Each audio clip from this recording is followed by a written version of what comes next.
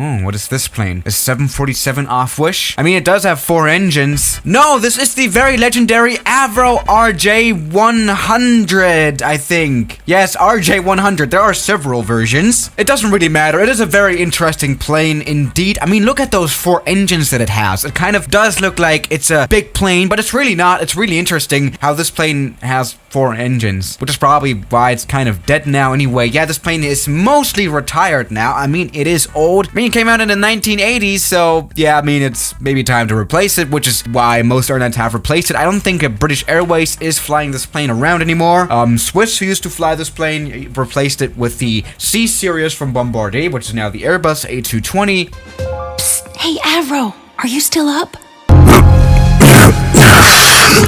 And I don't know, Brussels Airlines, another big carrier of the plane here, also has retired this interesting jet. But it's still flying around at Mahan Air, one of the major airlines of this planet. Also Payan Air, never heard from these two. Interesting. So yeah, this plane is really I mean, just the 4 engines themselves. Now, actually, there is a reason we are here at this airport, which, as you might recognize, is London City. This is basically the home of the AVRO jet. As you can see, actually, in fact, here in the scenery, we have a few here. We have another one here from British Airways, next to an ERJ, and we also have a Lufthansa AVRO, which they are probably not flying around anymore either. And actually, here another AVRO. Which airline is that? Aer Lingus, which probably isn't flying around anymore either. Because this plane is known for its good runway performance. This plane can apparently land quite well somewhere. And you might know this channel already. I like to talk about short landings. Let me just put it this way, because of course it's an interesting operation. The thing is though, you know, I recently flew this plane in a stream because I stream every day now. You should subscribe to not miss these. These are very interesting. No, really, but I recently flew this plane here in the streams, did a full flight, and I tried to land at some short runways, and I, interestingly enough, had major issues. I overran a couple of times, because, you know, this plane, I don't know, I'm not quite sure about the stopping performance. For example, it does not have reverse thrust, which is literally, as the name suggests, reverse gear for the engines. It does not have exactly that. You know, for example, a normal, let's just put a 747 throttle controller here. It has those few little thingies up there, which is like a second throttle control, which is made for reverse thrust to control it. This one exactly doesn't. Really, there's no way to use reverse thrust on the plane, which is a big loss. The only way to stop this plane really is with the air brakes and with the wheel brakes, which I think is an interesting topic in itself. I mean, look at the air brakes. So we have quite a few next to the actual, of course, spoilers, which most planes have. We also have this interesting flap that comes out on every landing, which, I mean, probably does help, but no way this plane's gonna have as good of a stopping performance as I don't know, even a 747. But let's just find that out, really. First of all, let's try to do a takeoff out of London City, which, I mean, this plane flew here in real life, so it must be able to fly here, right? Not quite sure. All right, let's go ahead and put out some flaps and go for full power of a takeoff. I mean, London City Airport does have a very short runway of, like, I think 1,200 meters, which can be tricky sometimes, but probably not here in this AVRO plane. Let's check it out. All right, 16 knots. We need at least like 120 to take off. So let's go for 120 to take off. All right, rotate. There we go. That's been a nice rotation, and we have a little bit of an FPS lag because here we're in London City, which is like the most crazy city for the flight simulator because every building is here. But yeah, this worked out quite well, obviously. I mean, the plane flew here in real life again. No correction though, London City Airport has a 1,500 meter long runway, which I mean is okay. So let's maybe try a shorter runway then. So you know what time it is? It is La Mode time, the beautiful French location in the French mountains. Well, actually, here on Wikipedia, I've found the runway requirements for the RJ100, and it's 1,500 meter for takeoff. So literally, London City is technically 35 meters short of the runway requirements, which is, I mean, you really don't want to stress the runway requirements of a plane. Let me just say that. Anything can go wrong, but this is the funny part. Let's just see what a 1,200 meter long runway does. We're 70 meters short of that. So let's just try this one here. Oh my god, I'm sorry about this landing, but that's what the AVRO actually is kind of used to doing. Little bit of hard landings, okay? And that's been a very hard one. And oh, steering this plane on the ground is a little interesting too. Okay, but we have landed indeed. Let's maybe watch that again. Here's how that went.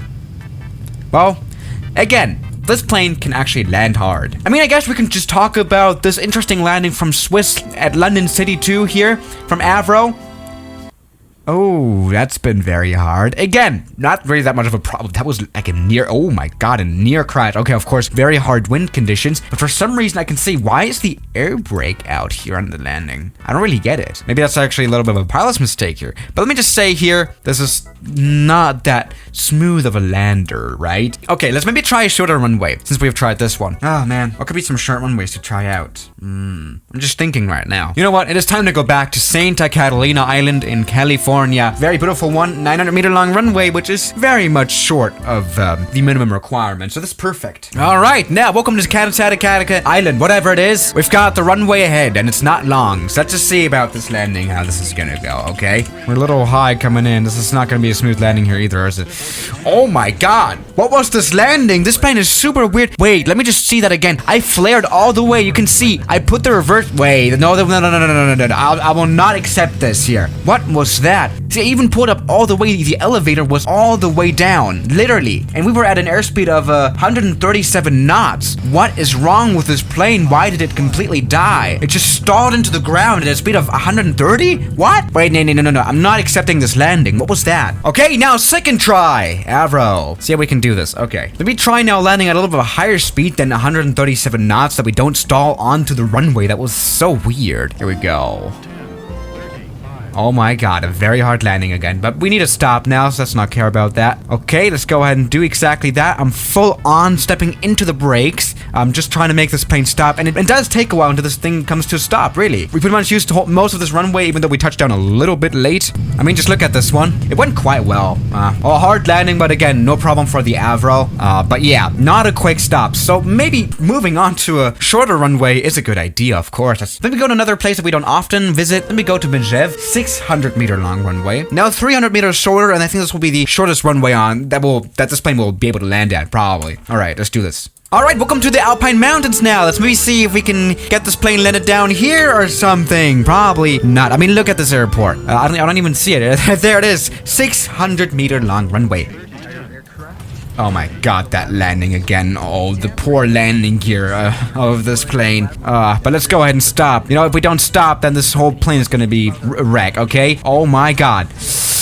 Oh, that's been very close. Oh, wow. Literally used the whole runway. What the hell? Let's check. Wait, how was this landing? I mean, I think we even touched down a little bit before the runway actually started. I mean, we did completely land, on the grass too, but on the displaced threshold, which you're not really supposed to touch down on. Damn. Ha! We just completely died. Oh, and used the whole runway. This is kind of embarrassing. I mean, it has very strong reverse thrust. Okay, one last airport. Let's try maybe St. Bartholomew, of course. The island of the hopes and dreams, right? 600-meter dreams. All right, now let's go ahead and land at St. Bartholomew. Let's see how this is gonna work. Maybe we can do for once a smooth. Just kidding. We're not gonna do a smooth landing. Rest in peace, landing gear. Please stop now. Don't overrun, please. Even a Concorde could land here. Don't embarrass yourself. Oh, we're drifting along.